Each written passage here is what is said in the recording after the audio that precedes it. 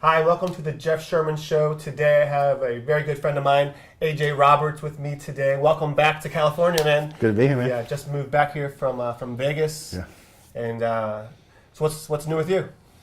New. Just moved back here. I'm gonna have a baby here coming up. That is right. Congratulations. That's a bit of a game changer, For sure. My daughter just turned 7. I don't know where the last 7 years went, so it's been fun though. It just keeps getting more and more fun. Yeah. So Well, I'll probably be lots of messages to you. Like, what are you doing this? You calm down. My wife's a pediatrician, so if you ever need a good, it's like middle of the night and you have a question for a doctor, just hit me up. Yeah, for sure. Yeah, that and then just obviously moving back.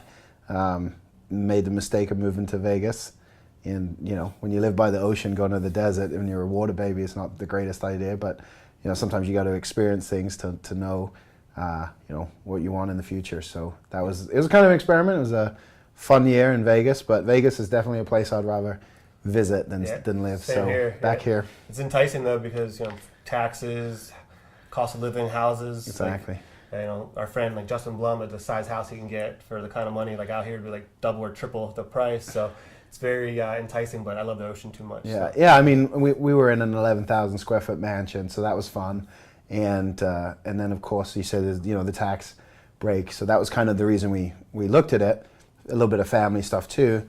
But you start weighing stuff up, they really can't put a price on the atmosphere and environment here. And I think the best way to say is the air here. You can breathe, and that's something I don't think a lot of people think about is the quality of life and the level of happiness. And so even though you get to save money on the taxes with no state tax income, what are you sacrificing for that? And that's kind of when we looked at it. My wife grew up here in California, and so this is where her friends and her family are. And this stage of the game in our life, it's not like you're going to make a lot of new, like large groups of friends, and especially when you have such good, amazing friends.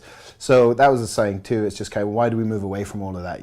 Like to have the house and to live this lifestyle and to save money, but ultimately why? So we can come back and visit, or like what's the purpose here? And so sometimes you don't think everything through all the way, and you don't think it's going to be a big deal, and then when you take the plunge, like over time you start to realize like what you miss, and you didn't think you would miss it. And so really I think that's a big thing. Like, and we really have realized like we neither of us have ever lived in a house near that size, and you start to go, we don't really need all the space, and you don't really want all the space, and so like texting each other, like, where are you? Exactly.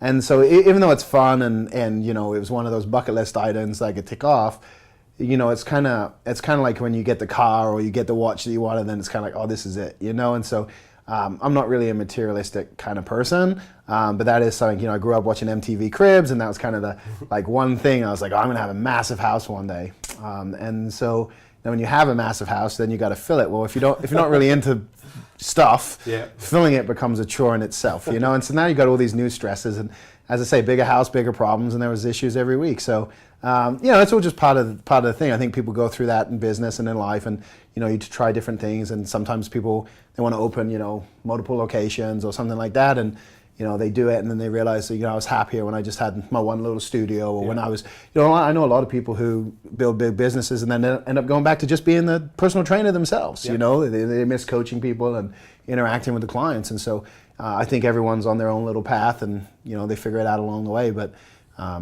sometimes you have to take the leap to see if you like it, because you don't know unless you give it a shot. Yeah, for sure. Well, we're glad to have you back. One more surf buddy back in town, so we can hit some waves.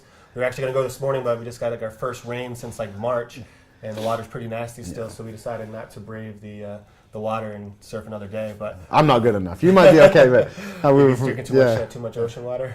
Yeah, exactly. But, awesome. And what's new, like business-wise? Got anything new between you or Jenny, or what do you guys got going on? So my wife's she runs Valkyrie Athletics, which is a high-performance nutrition company. And for the last few years, she's been certifying other nutritionists and things like that. And we just ventured into, for her, the info product space. So she's put together a new course called Lean Lifter, which we'll be launching soon. And that's to help we call it the everyday athlete, the 1 hour athlete, the working out at a box or a certain location, a sports specific location or something like that, to understand how to fuel their body correctly. Because a lot of times those people they'll follow certain diets, keto or paleo and stuff like that, but they don't understand, if you're a power lifter or a strongman or an Olympic lifter, your diet's going to be different because the energy output's different. So, having certified people and doing that kind of stuff and helping people get licensed and helping them grow the business, she realized that there was a need for some of the stuff she was doing at a lower level so that people could take control over their own nutrition. And so that's really what it's about, is people understanding how to fuel their body correctly and how to, if they do want to follow keto, what they need to do in order to make sure they get the right amount of, say, carbohydrates they need around their workouts and things like that. So that's exciting. Is that live now, or is that, she already launched that? We'll be going live here very shortly. She's just finishing up the sales funnel for that. Nice. We did a beta with a group of people and to get feedback and things like that. So that should be out here soon, hopefully. Leanlifter.com, or? It'll be leanlifter.com, yeah. Nice. And then I've been running masterminds for a while, and I last year launched Circle of Wisdom, which is kind of a lower coaching program, so to help people kind of look over the shoulder and just show them what we're doing in our businesses, what clients are doing in their businesses, to try to help them. So that's really the main focuses we're working on, and then working on some other stuff in the corporate space, but that'll unfold as it comes. Awesome. I know, like, when I met you back like 2011, 2010, 2011, something like that, you were really known for like your copywriting skills, your affiliate management. You were really connected. Still are. Probably obviously a lot more today. You've worked for a lot of the biggest names in internet marketing. What would you say? Is your like, if people were talking about like your zone of genius or what your specialty is, what is it? Still the copywriting? Is it still the affiliate management, being connected, or have you developed other skills that you would say you're more known for now? Yeah, it's funny because I think that, like, for a long, like, you don't necessarily know what your best skills are, and it kind of gets pointed out to you along the way. And so when I first started, I was powerlifting, and obviously to fund that hobby as a professional athlete, at first I just said, would ask people what they needed. And a lot of times it was just, hey, I need to get, these audio files online. And back then you had to use audio. People now don't know how easy it is to put stuff online. Back then you had to upload it to a server, and then you had to create an audio player, and then you had to host it, and so it was quite the task. And a lot of people didn't know how to do that. And I just happened to have taken one college course that somehow I knew how to do that. So I was doing that, and then then I got into designing ebook covers and things like that. And you just kind of figure it out as you go. And so as time's gone on, I've kind of gone from the very bottom, tech side. And I was never a programmer or anything. I just knew enough, to the higher level skills with copywriting and launch management and things like that, to really just the more than anything, just the orchestration of it all. And so, strategy has become kind of the thing that I'm able to do very, very easily. And I look at it like being kind of a fixer. You go in and people have a million moving parts going on, and they don't know how it all comes together. And they might have 3 or 4 different products or 5 or 6 different services they offer, and they just don't see how does this all work together in synergy, and how does one feed the other? And somehow I'm able to see that, and when I lay it out, it seems so simple and people's eyes light up. But that's really the magic that I feel like, to me, it's the one thing I feel like I'm like, it was easy, but most of the time the other people they're either so close to it they can't see it, or they've just not looked at it. I always say it's like turning your head and seeing, like, oh wow, there's a different path over here. I didn't see it. Like, as soon as those bushes are clear, they can see the path now. And so that's kind of where I like to spend most of my time. And then of course most people struggle with the execution, so you end up fostering that a little bit too. But if I could just do anything, it would be map stuff out and then let people go build it. For sure. I think a lot of those skills you gain just from having a wide variety of working with top people in the industry, from managing huge internet marketing events like Underground, and working for bigger software companies like with Andy Jenkins, Mike Filsaime, those guys. I mean, there's a lot of big names that you were like the hidden guy behind driving all those things. So you've seen some of the guys have like hundreds of products and multiple sources of income, from masterminds to events to digital products to you name it. You've seen the back end, how all that works, and have been able to simplify a lot of that stuff and bring it down to the level of somebody that's not necessarily just getting started, but it would obviously you could help those people as well. But the people that have done really well on their own and they have a great product, and they have the skills. They just don't know how to package it all together and scale. And I think that's where you really help out. A lot of people is really like you said with the strategy and helping them just put together like a product suite and a path to to offering all of their information and stuff in multiple different ways in a simple way. Yeah, it's just funny because it started with my observations in strength and conditioning. All these people say different things, and then when you really get down to the nitty gritty, and you actually go, what are they actually saying? You actually find out most people say the same stuff. They just say it in a different way. And so I think that like early on when I was figuring out the lifting side of things, this desire to be the best, to become the strongest man in the world, led me to really being like, okay, I need to know as much as I can, and then I need to decipher it, and I need to figure out. And really, I just wanted to know what's the simplest path to success. And that just carried over this. It took me a decade to break that world record in powerlifting, but then it took less than 12 months to build a 7-figure profit channel in a business. But it's because of the same skill sets come over, and so I try to learn as much as I can, and then go, okay, what's the simplest path here? And what you find, and I know you read a lot as well, but a lot of times when I'm going through a book, most of the time it's like, oh, they're saying the same thing, they just have their unique story that they tell with it. And I think that's kind of, you start to notice patterns, and you start to see things as concepts and theories versus, I always say sets and reps, right? A lot of people, when they first get into training, they want to know, how many sets do I do? Do I 3 sets of 10, 3 sets of 8? Business is the same thing. Tell me exactly, and it's not whether the headline says this or that. It's the fact that you have a sales page. And I think that's kind of where people get caught up, and they get caught up in what I call this, the schematics, the small things, the small minor details, and I think Dan Kennedy says too many people are majoring in the minors, and I think that's something that people can take away, is saying, okay, like what makes something successful, right? And I know we were talking about like lead generation campaigns, but what makes something successful? And then having all the pieces in place versus worrying about what color your button is, or whether whether you build it on ClickFunnels or whether you build it on one of the other platforms out there.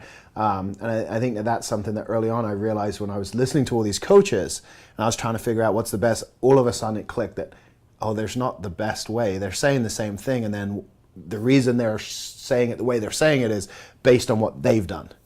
Not what has been done across broad domain with thousands or millions of people. And so then you got to take it from that frame of reference that now you're dealing with them under their situation and where they're in. And we talked about business owners like that too. When you're following people, you got to be careful. Is it the business you want to build? Is it the lifestyle you want to build? So it's interesting that's ended up being the skill. And I think that comes from being at a high level so often. You see the patterns, because you get the volume and the transactions and the money coming through, and so you start to look for those patterns, and I think a lot of people don't ever get the opportunity. So I've been very lucky to do that. So like when a new client comes to you, most people come in because they want, like you're just talking about, lead generation or leads, and obviously Facebook's the most popular platform right now. I think recently you just walked some of your coaching clients through.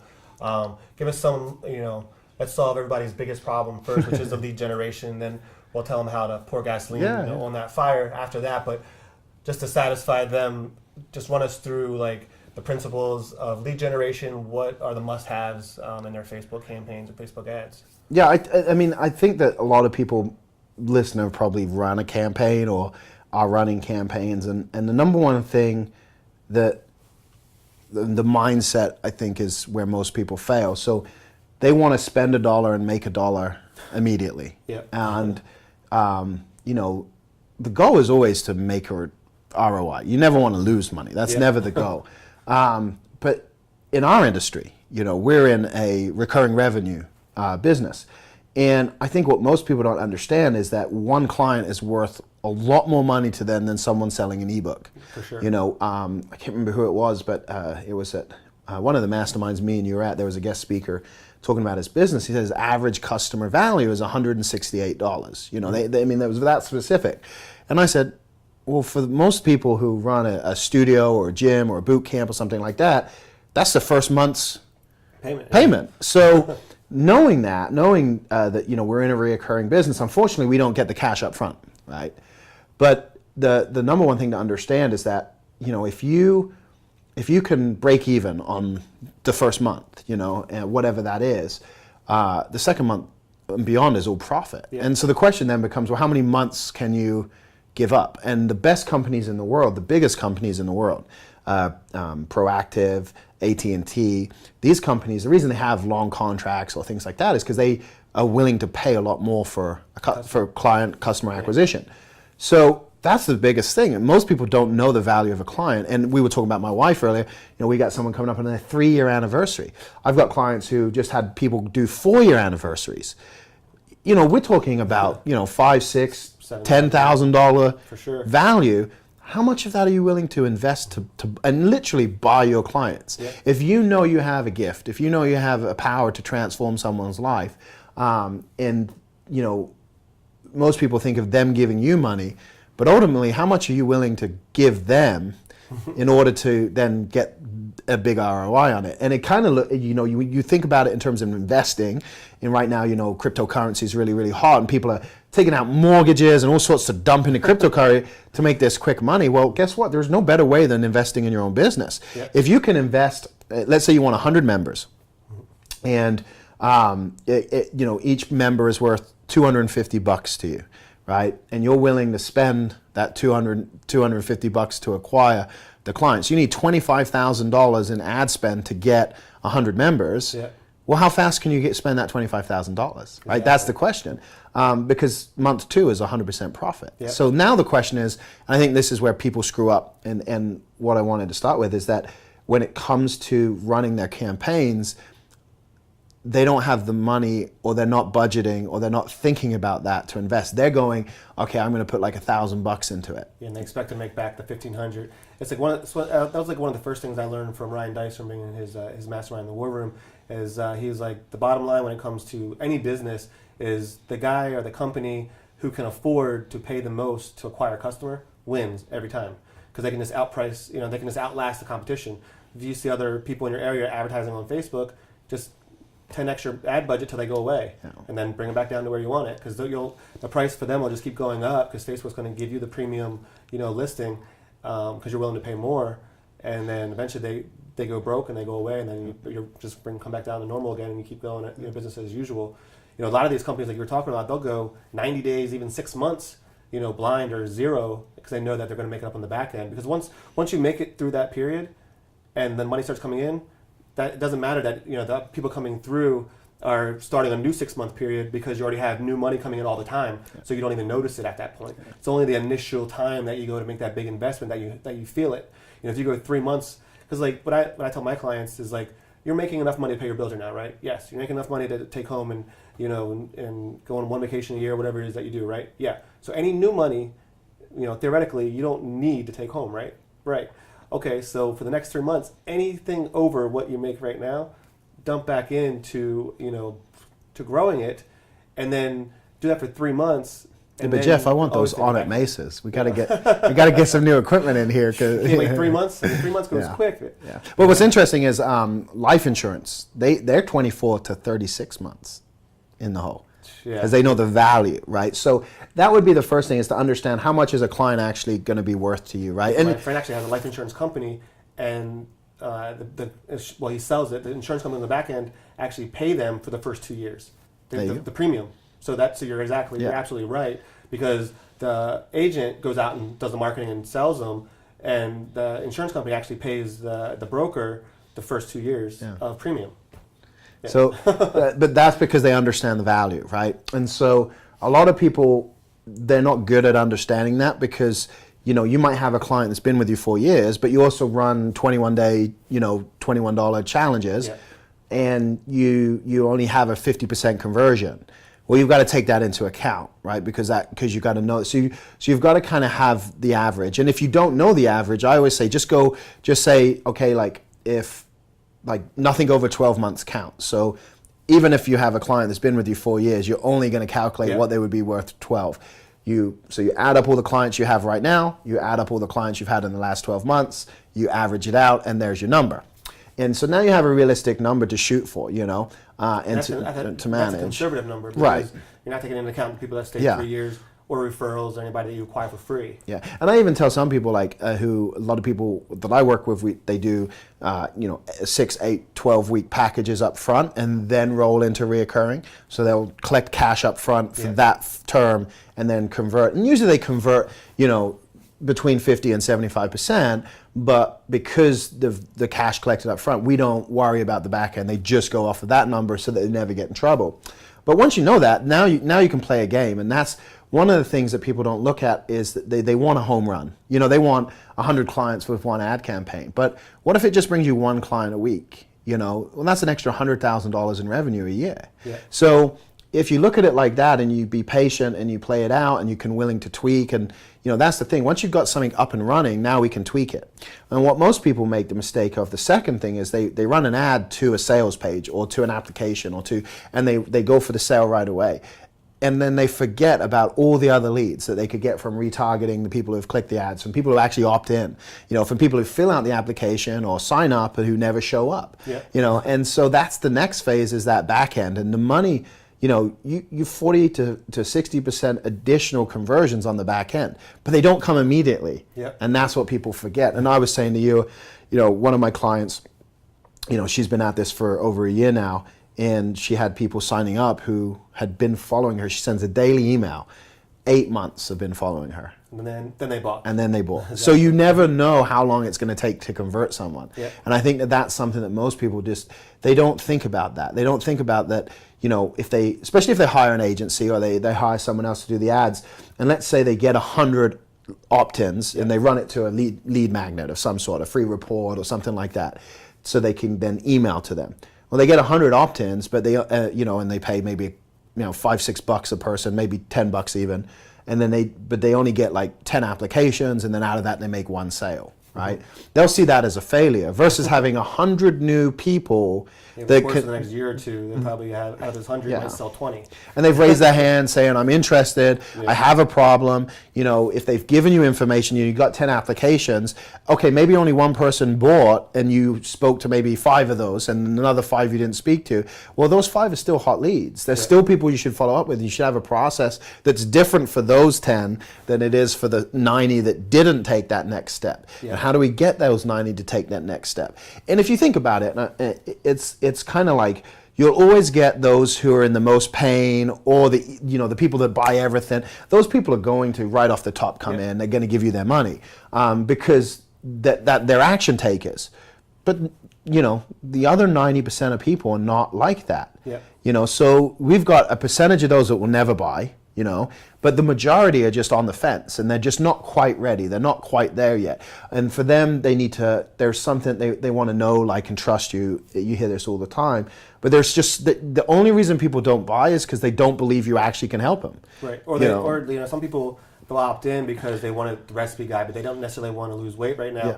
And they might not even be aware of like what problems or pitfalls what they can run into by living this kind of lifestyle. So by you educating them, now they're like, oh wow, yeah, I could get diabetes, or I could, end up with a heart attack, at a young age, or I could end up, with this, and then so now they are aware of the problem, and then they start searching out solutions, and they say, well, I could do yoga, I could do boot camps, I could do powerlifting, and then they hear your message, and they're like, oh, but I like your solution. So, they have different people at different phases. Some people don't know there's a problem. People know there's a problem, but don't know what the solutions are.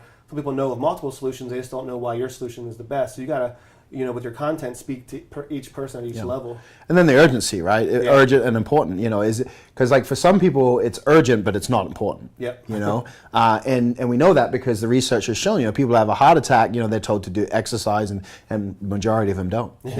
So we know that there's people who is urgent, but it's unimportant. Then there's people who is important, but it's not urgent. So those are the people who they know they need to. They'll even sign up. A lot of times they'll sign up for a gym membership. They just never go because it's important, but it's not urgent.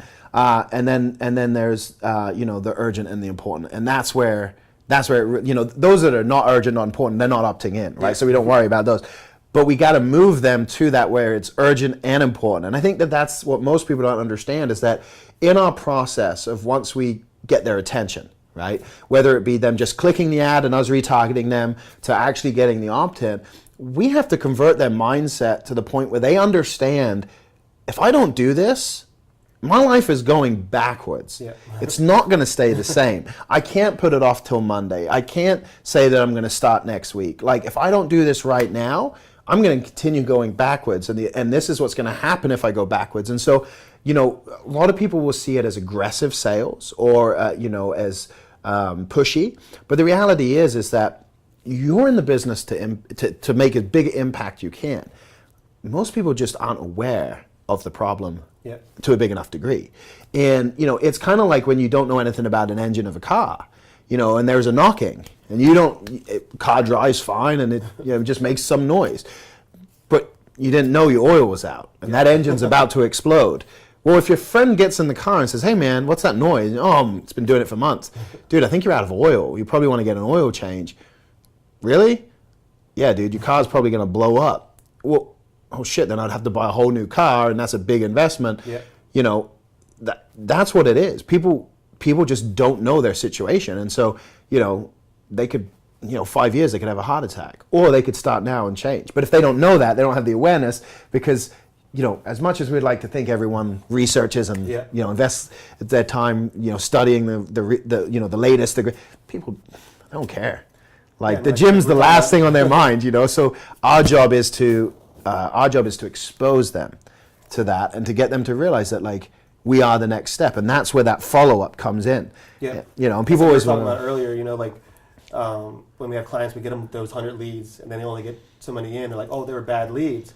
And it's like, no, they're not bad leads. Of course, they're all going to be bad leads. If they were motivated and disciplined, they'd be working out, you know, on their own in their, you know, garage gym, or they'd have a membership, or they'd already hired a trainer somewhere else.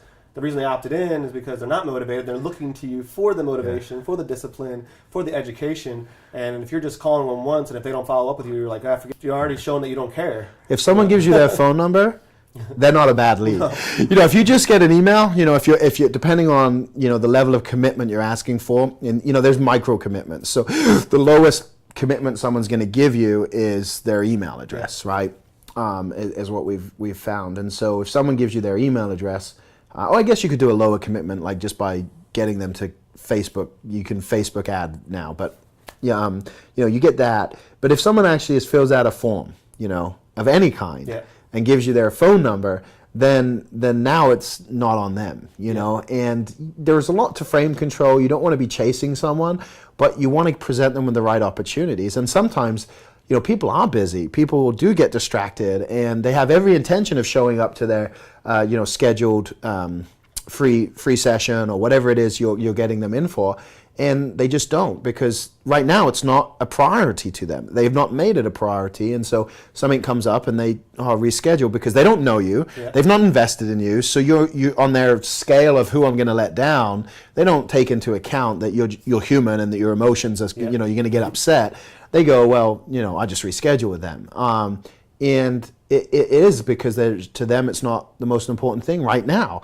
When it becomes that, when we're able to convert that mindset, when we get them to realize that, now all of a sudden the game changes and they chase you, and that's what you want. And you know, you'll hear a lot of people who don't do advertising. They run an invitation or referral only business, and they want their clients to chase them. Most people don't realize the investment they've made in making sure that people know who they are, or, you know, watch their videos. They put a lot of money into marketing. It's just not into, say, paid advertising. So either way, you're spending money to get that relationship and to build that. And I think that a lot of people, if they just shifted their when they look at their process, sales process, marketing sales process, and thought of it as a relationship building process, and said, you know, what would it take for someone to invest? And if you say you you know, you sell in a 12-month contract, whatever that, you know, $1,200, you know, $6,000, whatever your yearly price is, like, what would it take for you to invest that money? You know, because you're not going out and just buying something because, you know, it came up on your radar. And I remember when the big launches were going on, you know, 7 years ago now, but, you know, you'd run out and buy a $2,000 course. But the reason you bought it was because you'd been on someone's email list for 6 months, a year, and you've been digesting it, and then they come along and they say, hey, I recommend this other product to you. I'm going to give you all these bonuses that my stuff. And they sweeten the deal. And so it was like a no-brainer, but it wasn't like you just saw it and bought it. Yeah, no. There was all this buzz, there was all this excitement, there was all and so you have to think of it like, even if you have an ongoing service that's open all the time, you know, people naturally respond to scarcity. They naturally respond to deadlines. So how can you create an environment that does that constantly, right? And I think that that's something that people need to look at and say, okay, like, we've got to make these people excited. We've got to make them realize that it's important, and we got to make them realize they need to do it right now. And when you get that combination, now you have something that people will take out their wallets and invest in, and, for sure. and it's a game changer. Yeah, so the way we put it is kind of like, you got to make it like, what's the next obvious step? You know, like, you know, you've been recently married and about ready to have your first kid. That was the next obvious step right after getting married. But it wasn't like you just walk up to, you know, Jenny in the bar and like, hey, you want to get married? You might have been in Vegas, but it still doesn't happen that way, right? Yeah. It's like the first obvious step is just making her aware of who you are. Hey, how's it going? You know, introducing yourself. The next obvious step is like, hey, you want a drink? You want to grab coffee? You know, the next obvious step is, hey, you want to get lunch tomorrow? And then there's always a next obvious step, but you're putting yourself out there, you're sharing more of yourself, being more vulnerable, you know, getting them excited, you know, educating them about whatever you guys have in common or whatever. And the next obvious step eventually is the end goal, which is, you know, getting married. And then the next obvious step is creating a family. You know, so you have to look at the path, you know, from the time the person, you know, first you have to make them aware of you, so they don't know who you are, you know, by putting content out there. Like we were talking earlier, and I call like all these little things like, they're like force multipliers. One thing by itself probably doesn't do anything, but you get enough of these force multipliers, and the compound effect on the back end is just huge. So, like we were talking about earlier, somebody might see your awareness ad in the newsfeed, never heard of you before, but they might see that their friend liked it or whatever. You know, instead of clicking on the ad and opting in, they're probably going to click on your fan page. They land on the fan page, and there's like 235 fans, and the last piece of content on the fan page was like 3 months ago. And like, are these people even open anymore? Was I supposed to see this ad? Is this like an old ad? And they're probably not going to click on it. Especially if there's like maybe like no reviews on there. And but on the flip side is if they click on that and they land, and there's like a cool video, and they hit play, and like, wow, that was really cool. Then they see this other thing, they see like 35 5-star reviews. They're probably going to go back to the ad, click on it, opt in for whatever it is, and you can start that, you know, that relationship and move them along to the next obvious step, and eventually leading to the next obvious step being taking out their credit card, you know, and paying you. But most people want to do some general targeting, you know, women between 30 and 55, 3 miles range. Run it, click on the ad, buy, come in, buy, and it just doesn't happen that way. And the other thing that people make, I think that's right, people do their research and they look into it, and then, you know, even for people who don't have that, the thing that they forget is that if someone gives you information, an email address, a phone number, and then you don't follow up with them, like, I mean, that's worse. Like, you can get away with not having all that other stuff, and maybe you're too busy, and you know, it's just, for you, it's almost impossible to be a priority, but you can't get away with just ignoring someone. And it's funny because people think that when we live in a different age now than we did, you know, you think about back when you would want to get married, there'd be courting and there'd be permission and there'd be, you know, all these steps. And now you can swipe left, swipe right, go on a date, you know, end up in bed with someone, all that stuff. But if you think about it, nobody's getting married from that. Yeah. If people are having kids, they're not staying together. You know, we got a lot of single parents, and it's because they, you know, things were done out of order. So you look at sustainability, you look at long-term business growth, and you don't want to start relationships in that same manner because it's the same thing. If you're selling super quick results on the front end, right, and someone buys super quick results, and you don't make them realize that this is just a beginning phase. Hey, we're going to do this in the next 21 days, and then we go into this. And you don't pre-sell them on the next phase, they're not going to stay long term. And so you got to look at it like that. And so when someone gives you their information or is looking into you, and there's no follow-up, there's no communicate, that's worse. People want to feel like they're special. That's the most important part. And that's where a lot of people make a mistake when they do become a client. Same thing. They give you their money, and it's like, thank you very much. Yep. Man, it's so much cheaper to keep a client for 3 years than it is to get a new client. Absolutely, so, yeah. Yeah, I see that a lot. A lot of that comes down to, you know, training on having systems in place, and they're so worried about their next member because they need to, you know, pay the bills that they totally neglect everybody else. They don't see everybody sneaking out the back door. And I mean, at the end of the day, being an entrepreneur, being a business owner, it's fucking hard. Like, it's not it's not something you can just cruise by. And I look at it like this, right? Like in school, everyone can be an A+ student. Everyone, right? And the thing is some people cruise by. Yeah. Right? Some people, they got the smarts, they understand stuff, they don't study, and you think, how the hell did that person do so well, right? There's always going to be people like that. And there's always going to be business owners like that.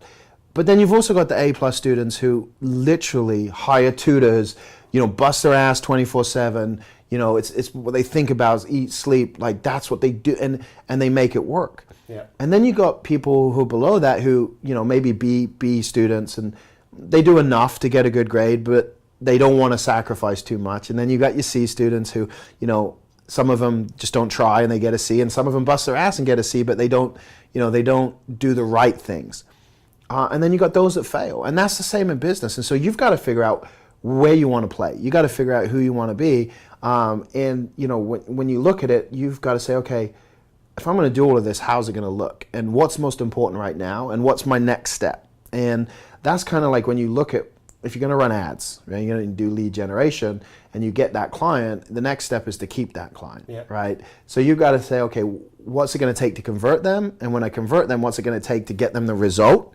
And that's the first phase, right? As soon as getting a client from giving you money to being satisfied is step one. Yeah. Going from satisfaction to advocacy, where they're a raving fan, is step two. Yeah. So you've got to make sure you get them results first, and then you got to make sure that they're so impressed with you and everything that they'll actually go and share.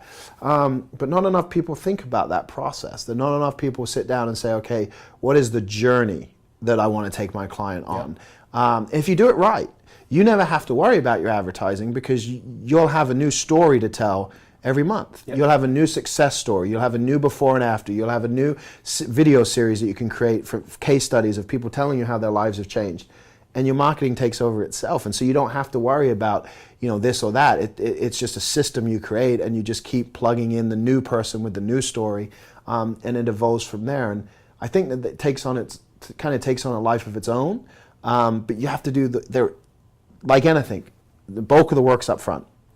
You've got to be willing to sacrifice, do the right work up front, knowing that in the long term it's all going to pay off. And that's kind of, it's like anything. It's even like weight loss. Most people's biggest weight loss is in the beginning, and then we get to a pound a week. And so but we got to get that as much as we can up front, cash in on that, and then we continue on. So I think that is something that people need to just think a little bit more about. Is if I was my own client, would I be happy right now? So as far as like a newer trainer, somebody that hasn't done a lot of paid advertising or hasn't done any kind of like awareness, anything, they're just like, it's just their soft market. They just, caught up their friends and cousins and coworkers, people they knew from wherever, and just got their initial group in there, and they started getting them really good results and stuff. Like, what do you think is like the number one thing they should focus on, to expand past like that soft market? Because I see a lot of good trainers who start gyms in that first year, maybe even 2 years, they can create a decent business with just being a good, offering good service and good results, never advertising at all. And then a lot of them, they'll come to us and be like, how do you grow your business? It's all referrals. It's just, just give people results, and they tell their friends. And that's great. But eventually you hit that, the perimeters of that soft market, and they need to move forward. A lot of them want to jump right into Facebook ads, but they're not putting any content on their fan page. And they might get like a quick cash grab. They might find a campaign that works. They might go 2 months with the one that doesn't work, and then they're screwed. So what would you suggest that person to build that foundation for the long term, for that sustainability that you're talking about? What should they focus on first before they really start going campaign to campaign and trying to get people into the paid advertising? So I think the easiest way to grow any business is to attract like-minded people. And one of the things that I don't see enough of is client stories. I think that, and a lot of it is the trainers have their own story and they never leverage that, right? For sure. Everyone has a reason they're in the industry, right? Maybe they were overweight themselves. Maybe they weren't. And they come into the industry and they say, oh, I want to work with anyone. I think that's a big mistake, and I think it's a mistake because if you want to create the safest environment for someone where they feel supported and they feel like they can achieve their dreams and achieve their goals, they don't do it if they're alongside people that they can't connect with and relate with. And so, like, people talk about an avatar, And avatars are dangerous because you can actually exclude people that would be a great fit. Yeah. But usually an avatar really is a problem that you can solve. And what's interesting is, and once you have experience, it trumps this. Yeah. Because once you have experience, it doesn't matter if you have the personal experience.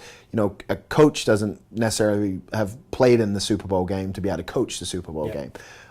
So this is kind of like chicken and the egg. But, you know, oftentimes, like, if you're a young 20-year-old trainer and all your clients are mothers in their 30s, and you're trying to tell them to stick to a diet, like, they might not say this to you, but in the mind they're going, what do you know? Yeah. Like, you don't have kids, you don't have a husband, like, you don't know how hard my life is, and so their subconscious doesn't buy in. And so you're not able to get them results, right? But, like, you probably have your own story. Maybe you went from, you know, scrawny to brawny, right? And you could connect with other people who want to do the same thing. And they actually going to buy into it. They're going to want to be like you. They're going to trust you. So all the subconscious communication that goes on is going to be buying. So their results are going to be greater. Of course, if they invest more into you, into the program, results are going to be greater. And then once you get the results, you tell the stories. You know, and I don't mean just grab a testimonial. I mean, like, actually tell the story, film them working out, interview them. Interview their family, how they've changed, show what's happened, and then leverage that, because what that will do is people will see that person and know they can be like them too, and they'll be attracted to it. And I think that's where most people, like, you go and you look and they'll create content, they'll do this, but it's always about them, or the 5 tips this, and it's the same as, they can go to Upwork and see that. And nobody relates to that. You know, right. People relate to stories because they can live vicariously through you, they can see themselves in your situation. And that's why with testimonials, it's good not to only have like a younger person, older person, a female, guy, you know, athlete, have different variety that everybody can kind of be like, oh, that's kind of how I look now, and that's how I want to look. But they also hear the story. Oh, they're a single mom who works 3 jobs and can still fit their workout in. You know. Kind and if they can do it, I can do it. Yeah. And I think that's like. So, like, the first thing is the results. Like, if you're not able to get people results, you have to be honest with yourself and say, I'm not that great of a trainer, right? Luckily, there's amazing trainers out there who have put systems together and processes together that you can just go and, I mean, there's books that people have put their, you know, 28-day afterburn programs in, and you could just use that as a 28-day program, right? And if you're not able to get results and you say, okay, these people aren't compliant, why are they not compliant? Is the investment not enough? Is the process not good enough? And so that's the first thing. If you get results and you're struggling getting clients, the fact is you're just not showcasing the results. And so, you know, once you get results, you showcase those results, and it should just feed itself, you know. And that's why a lot of people who do just run referral only business, they're able to do so because of the results they get. Because someone comes in, gets results, and then their friends say, hey, what happened to you? You know, you look great, you know, and they say, oh, I'm working with such and such, and boom, now you've got your next flow of clients. And so that's why I think I don't mean to insult anyone, but it's easy to get into the fitness industry, right? Take a weekend course, and then there's no rules on it. I can start my own business. I can get certified and start my own business all in the same weekend. So you have to know what your level you're at as a trainer. And if you're struggling and you're getting results, then you're just not showcasing it. But if you're struggling and you're not getting results, that's because you're not getting results. Like, you're going to struggle until you figure out how to get results. And so, for sure, but I mean, people just aren't going to stay. I tell my clients all the time, like, if your clients aren't getting results, it's only a matter of time before they quit and go somewhere else. Like, if they go out and meet up with some friends they haven't seen in like 3 or 4 months, and their friend, you know, is doing Zumba but lost 30 pounds, and the other friends are giving that person all the attention, like, oh my gosh, what happened to you? You look so good. You know, they're all doing Zumba. Weight. Your clients quitting and going to Zumba. Exactly. You know, that's all they care about. You know, is attention. If their friends are giving the other person attention because of how great the results they got, they don't care what they could stand on their head for an hour if that's what they do. Yeah, they don't care. You know? They don't care what they gotta what the workout is. They don't care what the diet is. Like, these are all the things people think that people care about. You know, or what do they get? All they care about is the result. You know, and people will do anything. Now you have to figure out a way to get sustainable results that last a lifetime. That's your goal. That's what your process should be, right? And then to sell that to them. But if you run advertising and you spend money on client acquisition, you know, even SEO or whatever, you put money into marketing and stuff, and you're not getting the results, you'll never grow your business. And you have that churn and burn, and you'll be having to put 100, 150 new people in every couple of months. That business is a hard business because eventually one or two things happen. Number one, you go through everyone in your town. Yeah, you only have average 20 to 30,000 people that are eligible. Or someone else shows up, and now you've got competition and you can't win. Yeah. Because they do get results. So, if you want to be in this business for a long time, you have to have a process that gets results. You don't have to be the one delivering that process, but you have to have a process that gets results. And that is what I think, if we walked into the majority of gyms in the United States, probably worldwide, we could deliver a better coaching session, right? Because we know what it takes to get results. And that's a problem. Yeah. And that's where the coaches have to say and step up and say, if I'm going to be a coach or I'm going to be a business owner that has coaches, they have to be the top of the game so that when we bring people in, we maximize our investment. Yep. Right? And, I mean, you're not going to open up a restaurant that has average food because nobody's going to talk about it or come in. That's why I don't understand how there can be restaurants with bad food. Like, it's bad. Like, go visit all the best restaurants and find something good to bring to yours. What's interesting is if you look at some of these shows that are out there, Bar Rescue, Kitchen Nightmares, The Profit, you realize that these businesses aren't doing good. There are hundreds of thousands of dollars in the hole. Some of them millions of dollars in the hole. Yeah. So you realize that even though a business has its doors open, if it's not phenomenal, it's probably struggling. Yeah. And they're playing the survival game. And so I look at it like if you're the saying, if you're not growing, you're dying. Yeah. How painful do you want that death to be? And I think that if you're in business right now and you've been at the same, you've been the same income level, right, and the same number of members, and then there's only one or two directions you can go, down or up. Yep. So you kind of got to pick which way you want to go, right? Like, sure. I remember when I had my gym and I was like starting to go to events and masterminds and travel a lot. Every city I would go to, I would find like the most expensive, the nicest gym in that area, and I would go and that's where I get my workout in. And I would walk around taking a look at how they run things, how they greet you when you walk in, what kind of equipment they have, whether it's bottled water, or towels or whatever, how their locker rooms were set up, everything. And if there was something I thought really stood out and was cool, I go home and I just model it. And that's why with these restaurants and stuff, like, you eat all over the world, like you can find something good to bring home. It's like, how can you serve bad food? So how can you serve? The longer you're in this, you should constantly be getting better and constantly making that your even like the entryway when you walk in, make it more appealing and make it people have like that wow factor and impress people right off the bat. With like the before and afters or with like the stories. And I just can't, like, some of these gyms that I walk into to try to help them out. I'm like, what are you doing? Like, what are you thinking? You've been open for 3 years and this is the best presentation you got when you walk in. And like, this trash can's full over here and this thing's falling apart over there. The wall's not totally painted. Like just kind of like just do some basic things that you're gonna increase your conversion rate. Yeah. Of sales. I mean, and that's where those are the things you don't see. Like if you're taking on a client. If you're delivering a service, with funnel building or Facebook ads or something like that, you don't know what that's like, right? Yeah. Because like to go and visit every single person is almost impossible, right? So you're running the same campaigns or you're recommending the same things you recommended to others that have had success, and that doesn't work for them. The common denominator is that like in their lack of success is them, not the ninth agency that they've hired. And so that's when you've got to say, okay, like if I've used 3 different people to run ads and it's not working, well, probably not the ads that are the problem. The problem is probably something in your business. And I think that, and I love the book Extreme Ownership because it's just you should always think like that. Yeah. Like, where am I dropping the ball?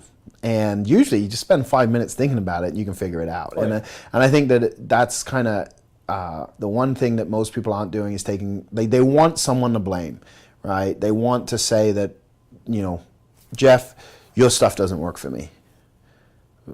But this has worked for hundreds of people. What do you mean it doesn't work for me? It just doesn't work for me. Well, we've got like 8 different angles that we can approach this from.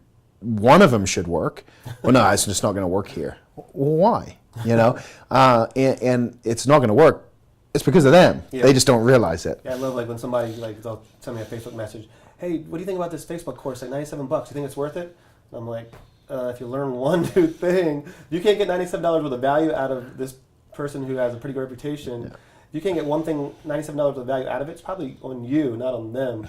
Like, you need half of a client to stay 2 weeks to make your money back. Well, what's fascinating is, there's programs out there that I know that people will take, and they'll spend $5,000, $10,000. They'll invest in a course, a live course, 8 weeks, 12 weeks, or something like that, and they'll make positive ROI. They make like $20,000, and then they don't really make any more money from it, but they'll be upset. Because they had to then go figure out what's the next thing. They don't look at it like, I just doubled my money. And it's fascinating when it comes to business because, like I said, people are, crypto's really hot right now, but before, just stocks in general, people are always looking for, where should I put my money to for it to work, make a return on investment. But it's like, if you get a 10% ROI on a stock, you're pretty happy. It's like, I got 17% last year. I was really happy. Yeah, you're like, wow, you're like, I did what? Up until, when people started playing the stocks, I mean, you put it in the bank for half a percentage. It's like, but when it comes to the business and you got this, this opportunity, and it's like, but people are just not willing to take that gamble on themselves. Yeah, they'll put $5,000 in Bitcoin and hope it gets to 10 or 11, but they could put that same $5,000 into the business and make 20,000 more a month ongoing. And that's the question. If you're not willing to bet on yourself, and this is something that took away from powerlifting is that I always believed in myself. A lot of people didn't think I'd ever be a world record holder. I remember when I said it, like, a lot of people thought I was being cocky or just delusional, but I knew I could. It was, no, I'm going to be a world record holder one day. It took me 10 years, but I knew it. I knew I was going to do it, and I did it, right? So I would bet on myself. I made decisions that other people wouldn't make because I knew that it was going to work out. I question if someone isn't willing to bet on themselves, whether they're cut out to be a successful business owner. And they need to figure out that side of things first, because nobody else has to believe in you. Nobody else has to give you a shot. You just have to know. You have to know in your heart. When you close your eyes, this is going to work out. I don't know how it's going to work out. I don't know what it's going to take, but I'm going to figure it out and do whatever. No one is going to stop me. When you have that mentality, then you can succeed. Yeah. If you're not willing to put the $5,000 into the ads and figure out, like, I am going to master this, I'm going to find the best, I'm going to hound Jeff's team until they figure it out for me. Like, if you don't do that, if you just sit back and expect, then I question whether you have what it takes, because ultimately nobody is ever going to save you. Nobody's ever going to be able to give you all the answers, because nobody knows truly what's going on with you and your head, with the business. That's your responsibility. And so, if you don't believe in yourself, there's a bigger problem there, because you're never going to do what it takes. And even if you have some success, you're probably going to stop it. You're going to get overwhelmed by the leads coming in, and I've got too many leads, shut this off. How can you ever have two? Like that's, if someone says that, we have us all the time. Yeah. So, you got to look at it and say, all right, I need to change my mindset, or I need to figure out what my blocks are. Because a lot of times it's just false beliefs people have got from when they were young or something like that. But that's the bigger issue. When we look at lead generation and you look at, client results and you look at things like that, if you don't believe that you can do it, that's where you got to start. It all starts right there, because once you believe it, even if it doesn't work, you're like, well, that doesn't, it's almost like, well, that doesn't make any sense. This should have worked. Yeah. And you go through and you go, oh, this is why it didn't work.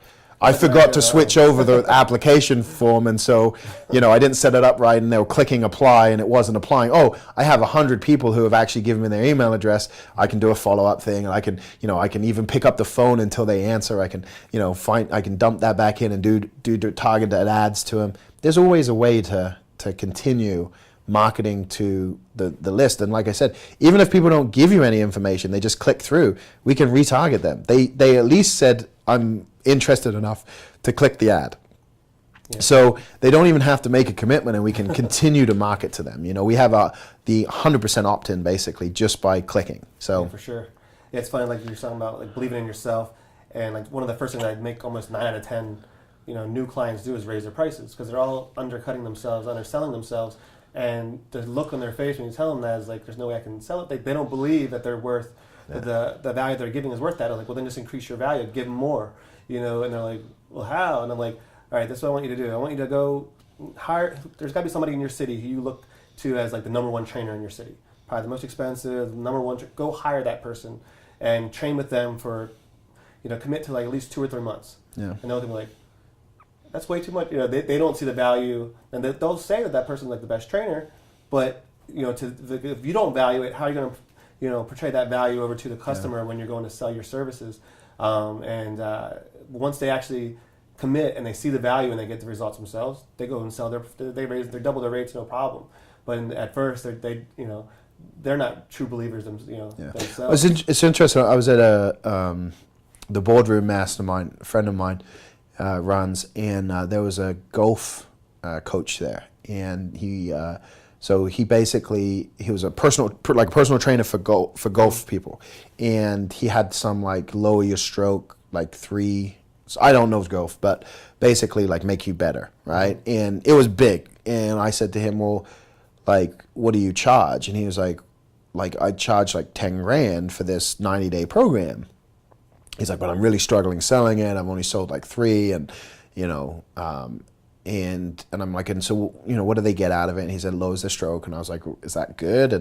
And he's like, oh yeah, like most of these are most people that play golf are CEOs or business people, and they're out there with other business people, and they're trying to impress them, and they're trying to make deals. And so even if they're like the golf game going down is actually they're gambling on every hole, and then and so I'm like, well, that seems like it's worth it. And I said, so why do you struggle? He's like, I don't really know. And I was like, okay. I was like, how many times have you invested 10 grand into a coach? Oh, he's like, it's a lot of money. I said, well, invest 10 grand into a coach and you'll sell it easier. He ended up joining that mastermind. Nice. And within the first month, he'd sold more than he'd ever sold before, because it literally was that change and that shift. And that's why it's funny to me when you look at people and they question paying a couple $100 a month for a service or a coach, and you go, wait a minute, that's less than what you charge, but you're not willing to invest it in yourself, for sure. And so we have a value issue here where you don't value what you do. You don't believe in coaching. You don't believe in having a coach. And it's funny because I remember when I first got into the business side of coaching, and you go to a lot of these masterminds, you go to a lot of these different things, and one of the things they said, they tell you who their coaches are, what they've invested in, and it's this investment mindset. And it's not so much that you absolutely need that, it's that you have to, if that's what you're selling, then you should believe it, and you should buy into it.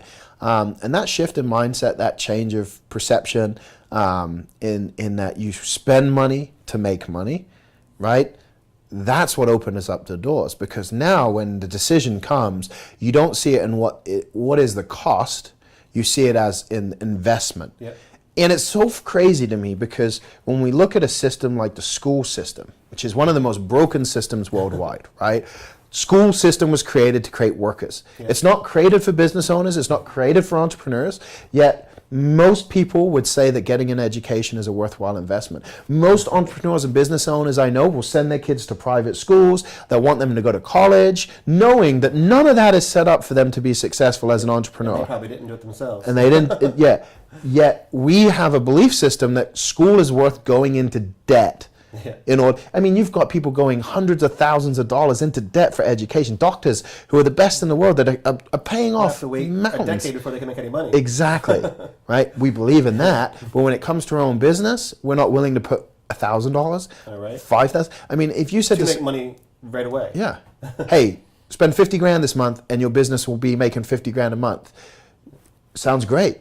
Most people won't pull the trigger, And the reality is, and we've talked before about this, I'm not sure a lot of trainers know, because I feel like most trainers bootstrap their business, I'd say 99% I don't think they understand how easy it is to go get money. No, when I first moved out here, I created a whole, we call it the Legacy Incubator Program for potential fit body owners. And I gave them like 6 different ways to get funded. And it's a lot easier than they think. Yeah, I mean, because you're not looking, like let's say you need $100,000.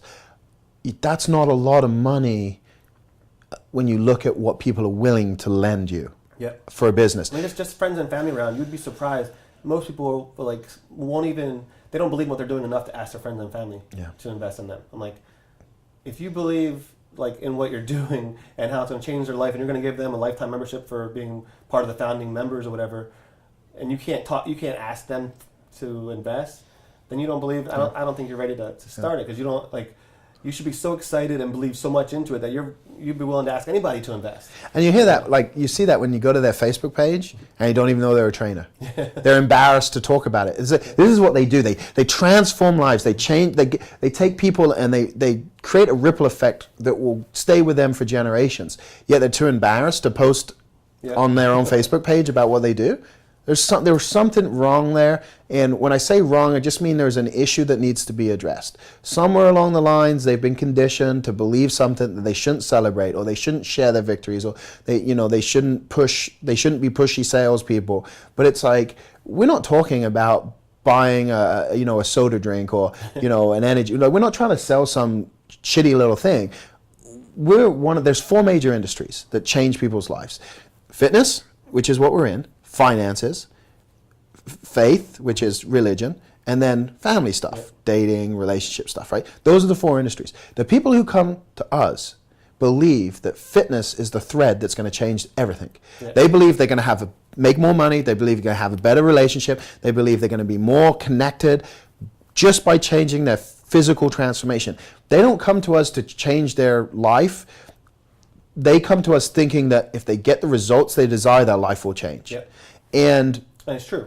And it's true. And so knowing that we have that power, that gift, why would you ever be ashamed to share with people what you do? Yeah, for sure. I mean, everyone wants what you have. And, it's one of those things where it's like, I think a lot of it comes down to the fact that people don't truly believe how special they are. And they don't ever see themselves the way other people see them. And I'm talking, my own, I'm sure maybe you can relate to, but for me, that's a lot I go through, right? You never see yourself the way other people see you, but I just stopped questioning it. I stopped asking why I'm who I am, or why I have, the things that happen in my life, why I have the accomplishments. I just say, this is what it is. So let's do the most we can do with it. If you have a facility or you have a list of clients, it doesn't matter whether you believe you're good enough. Those people do, right? So just use that. And something practical here for people to say, okay, how do I change it? So I'm a big believer in meditation. I meditate twice a day, 20 minutes. But one of the things I started to do was think about all the times people have praised me, all the things people have said. And so I'll think about that, and then I'll allow myself to feel that emotion, and then I will keep that feeling through the meditation. And I'll do the same thing with love. I'll think of all the ways people show me love and appreciation, my family, my friends, because I struggled with self-love for a long time. And I'll feel that. I'll feel that flood of emotion, and then I'll hold that through that meditation. And a lot of the times it's really just reminding myself that it's okay to feel like that. And I think that's where most trainers struggle. And so when it comes to going out and getting leads, when it comes to going out and delivering results, they hold back because they don't necessarily believe what everyone else believes, and they try to figure it all out first. You don't need to figure it out. Just run with it. Get to 10 locations, get to 100 locations, then figure it out. But just go with it. You've got momentum. You just go with it. If the ads are working, don't turn them off because you're feeling overwhelmed. Hire someone else. That's where growth happens, Exactly. Chaos, the pressure is what causes amazing growth. And we live in a culture that it's not okay to succeed. When you succeed, we see the media, everything wants to tear you down. And so I think a lot of people, it's fear, it's fear, but a lot of fear comes down from the unknown, and if you don't know, like we were talking earlier about having a process, right? If you don't know what that process should be and you don't go figure it out, Well, you're always going to be fearful of running the ads because you don't know what you're doing. Yeah. So you have to become educated. You have to become aware. And that's all it really is. It's just an acquisition process of knowledge, you know? Yeah, the thing is, like with processes, they're always changing anyway. So you might have a process that works now, but that's at bringing 10 people in a week. You run a campaign, get you 100. Guess what? That you don't want to stop it because it doesn't fit your process. Create a new process to manage 100. So that way you can grow with, the increase of people coming in. But again, like you said, people get scared and they're afraid they're not going to be able to handle it. So they cut it off and they go back to what they know, and then they wonder why they don't grow. So you have to be good at. Well, you can look at it like I think it's is it the crab that sheds its shell or the lobster? Lobsters, right? crabs do. Crabs do too. Snails, like snakes, shed their skin. Chameleons change to the environment. You have to think of yourself like that. Like you're not defined by like I used to be a power lifter, you know? No, I didn't. Powerlifting was something I did, you know? And we'll say that kind of stuff to our clients. Like, you're not fat, you just have fat, right? But then we go, well, I'm a trainer. No, like right now you train people. Right? And so once you can start to see yourself separate from what you do, you know, and not what you do is who you are, then now you can say, oh, the magic isn't in me doing the training. Yeah. The magic is me knowing the system that gets the results. So now I can bring in 10 trainers, I give them my system, now I get 10 times the results. And so you have to be willing to shed that skin. You have to be willing to change those colors and adapt as you go. And you can't get attached to what you do because otherwise you should surrender and say, okay, I just want to be a trainer, so I'm going to go find someone who wants to build a business and I'll just be their head trainer. Yep. You know, and that's okay too. That's what exactly. You want and so that's something that people need to recognize is, you know, when they look at what kind of entrepreneur they want to be, do they really want to be an entrepreneur or do they want to be an intrapreneur? Do they have what it takes? Are they willing, even if they don't know what it's going to take, are they willing to stumble forward, to face the consequences? Can they deal with failure? You know, are they going to pick themselves up and keep going? And are they in it for the long haul? Because, you know, in my experience, the only benefit to being an entrepreneur, unless you start to really push, is that you don't have a boss. Yeah. But the stresses and everything is 10 times worse. So. Sure. Sometimes it's easier just to sit back and show up for the 9 to 5, go home and be with the family, you know. Yeah. Personally, I could never do that. I know I could never do that, so that's why it's not an option. But I also understand that, you know, as an entrepreneur, as much as people want to tell you there's no ups and downs, like, you know, you'll hear people say, oh, there doesn't have to be. There's always going to be, because even if the business is going up, personally, you might be going through a roller coaster. You never know what's going on. But it's not whether you are just winning all the time, but it's whether you're committed to building a championship team. And I look at it like sports. I always look at everything as sports, but like Cleveland didn't win a game this year, right? Do you think their franchise isn't focused on the next phase?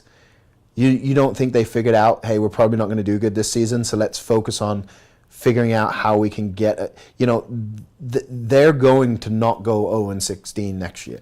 Yeah, you know, to get the number 1 draft pick. You know? Exactly. So when you look at this stuff, they're building for the future, you know, and every team is like that. Every team is looking at how do we build a championship team, understanding that there may be games they lose, there may be seasons they lose, there may be like years, but they know eventually the goal is eventually they'll have a championship team, and that's how you have to approach the business. You know, you may lose some money, but it's not really losing money, it's paying for a lesson. Yeah. And you just change it, you shift the mindset on it. You know that, look, paid advertising works. There's no question about it. All the time, like you don't lose your money, you're paying for data. Yeah. And the faster you can get the data, you know, the faster you can do what's right and scale and figure it out. Because you can pay, you know, $300 a month and it'll take you 6 months to get the same data as if you paid $1,800 in 1 month. And you could figure it out in 1 month rather than 6 months. How much is 5 months of positive ROI worth to you? You know? And I think a lot of people's issues in this is the world we live in, is that we can post shitty content on Facebook. people will like it and comment because they want you to interact with them, and they get something out of it as much as you get out of it. And so when it comes to doing these other stuff, we expect better results. Yeah. Our expectations are too high, you know. And you look at the old direct mail industry and then send out, you know, thousands of letters, and they would be good if they got a 1%, you know, really response rate. When we look at opt-in pages, people are wanting, you know, 50, 60% conversions. They get 20%, they think they're failing. 10%, they're like, oh, is this doing good? It's like, yeah, it's doing really good. And you only know this if you're a historian and you look into this stuff, and I think that that's something that not enough people do. But if you look at how hard marketing used to be and what it used to cost, and, you know, you think about it, you put an ad on YouTube now and you get more exposure than you would on television. Yeah. You know, how much did TV ads used to cost? And more targeted. Millions of dollars, you know? Now we're going to the exact people that we want, the demographics.